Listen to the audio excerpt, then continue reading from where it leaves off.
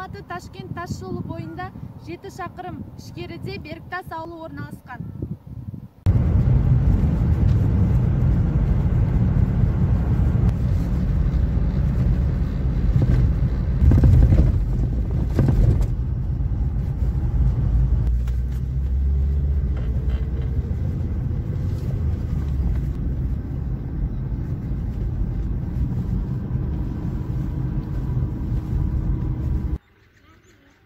Ауылымызда бір мешіт және 5 дүкен бар.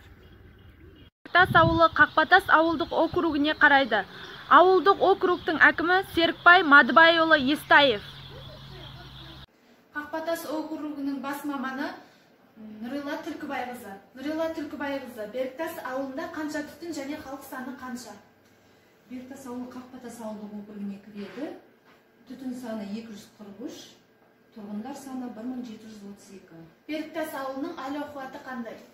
Негізі Беріктас ауылының тұрғындары мал шаруашылығымен айналысады және 70 шаруа қожалықтар бар, олар бәрі егіншілікпен айналысады. Ауыл толығымен ауыз сумен, газбен қамтылған, 2 көшеге толығымен жарықтандыру орналастырылды, мектептің төңірегі жарықтандырумен қамтылған және жолдары жасалынып жатыр. Әл-ауқаты жақсы. Сұхбатыңызға рахмет. Мына ғимаратта Беріктас ауылының фельдшерлік акушерлік пункті және Қазпочта ауыл кітапханасы орналасқан. Ендеше осы мекеме басшыларымен сұхбаттасайық.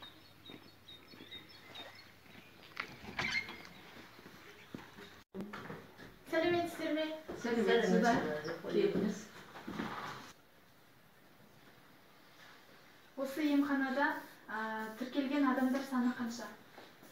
Біздің мына Беріктас ауылы ФАП фельдшер акушерлік пунктінде 1176 адам тіркелген. Оның ішінде 1 жасқа дейінгі балалар 28, біз олардың бәрін солай бөлеміз. Мектеп жасына дейінгі балалары 139, мектеп жасындағы балалар 285 оқиды.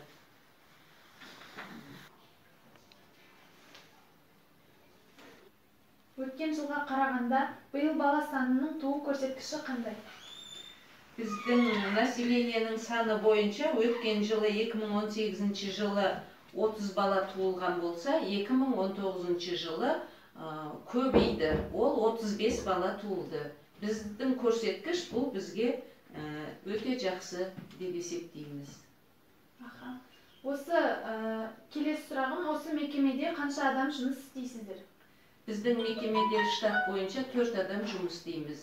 Бір адам фельдшер, мен фельдшер болып істеймін, тағы да бір емшара кабинетінде істейтін бір медсестрамыз бар. Үшіншісі әйелдерді қарайтын акушер. Мына ғимараттың екінші қабатында ауыл кітапханасы орналасқан. Сәлеметсіз бе?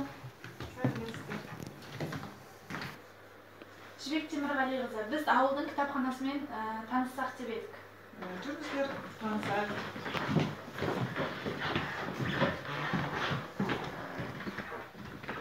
Міне біздің ауылдық кітапханамыз. Осы бөлмеде біздің кітап қорымыз сақталады. Енді Жібек Темірғалиқызы, осы кітапханадағы кітаптардың саны қанша? 6951. Осы қай жас аралығында көп оқырмандар келеді сізге? Көп оқырман 15 жасқа дейін балалар көп келеді.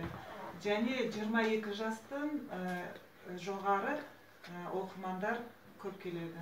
Жаңа зейнеткер, қызметкер, мектептегі мұғалімдер көбісі келеді. Осы жерден көп ақпарат алады. Беріктас ауылындағы Айсәуле балабақшасы.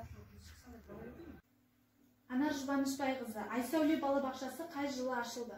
Айсәуле балабақшасы 2008 жылы ашылды. Сыйымдылығы 75 балаға арналған. 75 бала 3 топқа бөлініп жұмыс істейді. 5 бала сыртқы Қақпатас ел мекенінен тасымалданады. Қанша адамды жұмыспен қамтып отырсыз? 31 адамды жұмыспен қамтып отырмыз. Меңгеруші қызметін қызметкері Аманбаева Мәдина Аханқызы балабақшаны басқарады. Әдіскер Жалғасбаева Жұбанышбаева.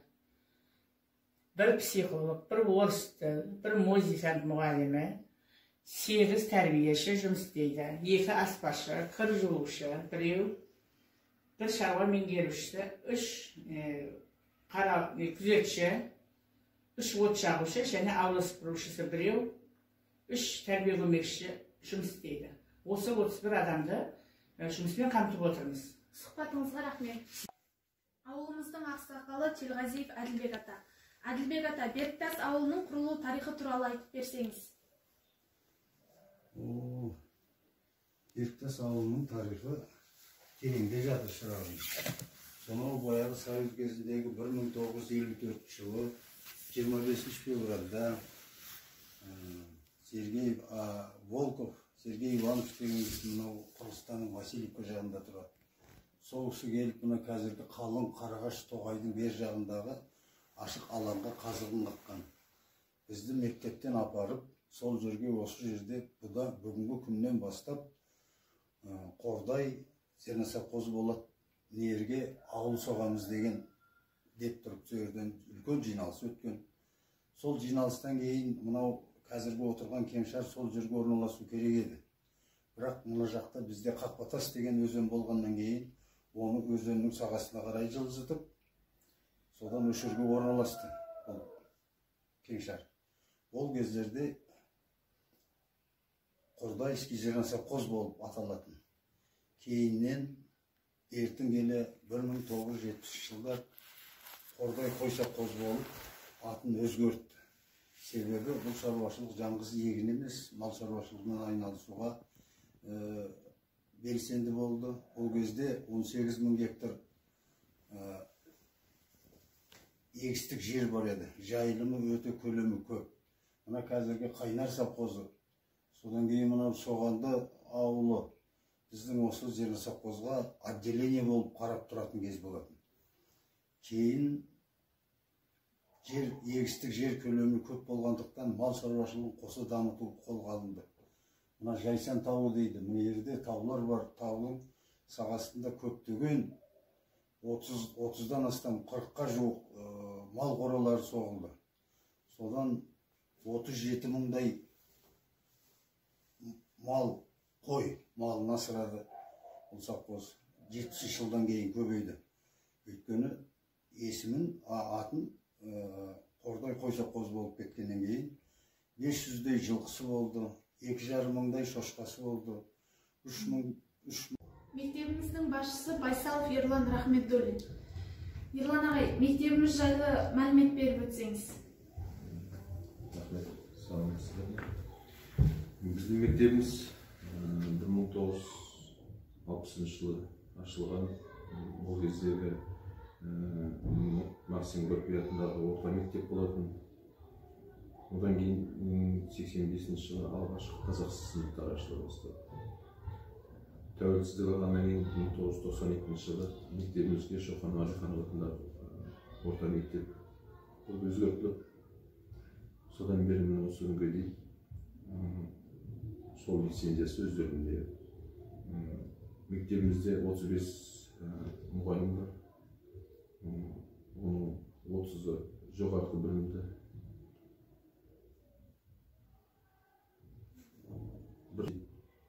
Мектебіміздің оқушылары 300-ден астам оқушы бар. Оның 1-ден 11-ге дейін 287 оқушы бар.